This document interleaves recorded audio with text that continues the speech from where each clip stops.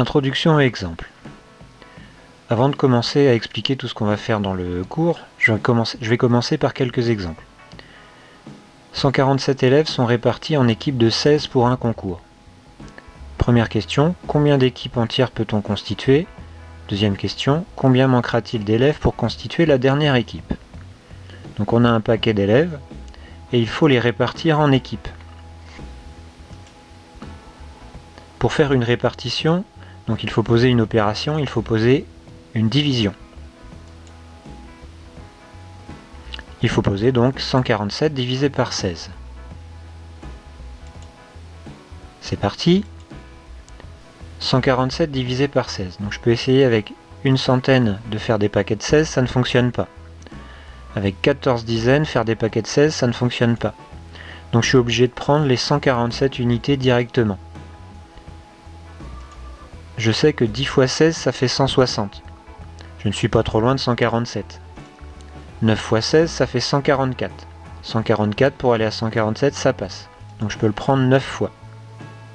9 fois 16, ça fait 144. De 144 à 147, il reste 3.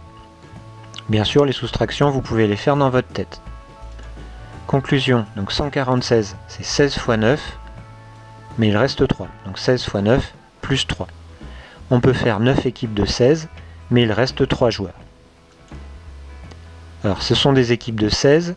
Si on enlève les 3 joueurs qui n'ont pas été pris tout à l'heure, on voit qu'il manque 13 joueurs pour faire une dernière équipe. Attention, on a vu dans un chapitre précédent que quand il restait quelque chose dans une division, on pouvait descendre des chiffres en plus et rajouter des virgules. Ici on travaille avec des personnes, donc on ne découpe pas les gens. On fait des divisions avec des nombres entiers. On garde des nombres entiers, pas de nombres à virgule. Donc on dit qu'on fait des divisions euclidiennes. Donc une division euclidienne, on garde que les nombres entiers. J'enchaîne avec le deuxième exemple. Donc le club de football de Rennes organise le transport en car de 715 supporters pour le match contre le PSG. Chaque car peut contenir 55 personnes. Combien de cars faut-il commander? Là encore, je vais diviser les 715 personnes en paquets de 55. Je peux prendre les 71 dizaines pour faire des paquets de 55. Ça y va une fois. Donc de 55 pour aller à 71, il reste 16. Je peux descendre le 5. En 165, combien de fois 55? Ça y va 3 fois. 3 fois 55, ça fait 165 et il reste 0. Conclusion, 715, c'est 55 paquets de 13, plus 0, plus rien du tout. Donc on peut juste écrire 55 fois 13. Il faut donc 13 cars pour assurer le transport. On va faire un petit bilan de ce qu'on vient d'expliquer, et puis de mettre un petit peu de vocabulaire là-dessus. Donc dans la première division, le 147, il est à la place du dividende. Le 16, il est à la place du diviseur. Le 9, il est à la place du quotient. Et le 3, il est à la place du reste.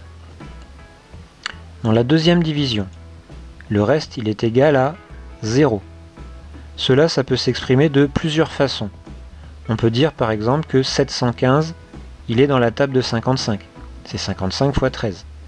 On peut le dire en disant que 715 est un multiple de 55. On peut aussi dire que 55, il découpe pile 715. Donc 55, c'est un diviseur de 715. On peut encore dire que 715 est divisible par 55. Donc ici, vous avez résumé tous les exemples, tout le vocabulaire qu'il va falloir utiliser. Donc si vous avez compris ça, c'est parfait. Je vais expliquer maintenant dans le cours de manière un peu plus théorique. Alors la définition. Donc effectuer la division euclidienne d'un nombre entier A par un nombre entier B. A c'est le grand, B le petit, et B doit être différent de 0. C'est trouver deux nombres Q comme quotient et R comme reste, tels que le A, le grand nombre, c'est B le petit fois le quotient, plus le reste. Attention, le reste, il doit toujours être plus petit que le B. Sinon, ça veut dire qu'on pouvait encore faire des paquets. A s'appelle le dividende, B s'appelle le diviseur, Q s'appelle le quotient, et R s'appelle le reste. Deuxième partie, A et B sont deux nombres entiers positifs. On dit qu'un nombre A entier est divisible par un nombre B si le reste de la division euclidienne de A par B est égal à 0. C'est notre exemple du PSG et des joueurs de foot. Dans ce cas-là, on dit que le petit nombre B, c'est un diviseur du grand A. A, autrement, on peut dire que c'est un multiple de B. Il est dans la table de multiplication. On peut aussi dire que A, le grand, est divisible par B. Là encore, je répète, allez voir les exemples plutôt pour bien comprendre les notions et le vocabulaire qui est écrit ici. Pour les exercices, puisque je ne suis pas devant vous, on peut aussi utiliser la calculatrice pour vérifier, parce que moi je vous demanderai de poser les calculs.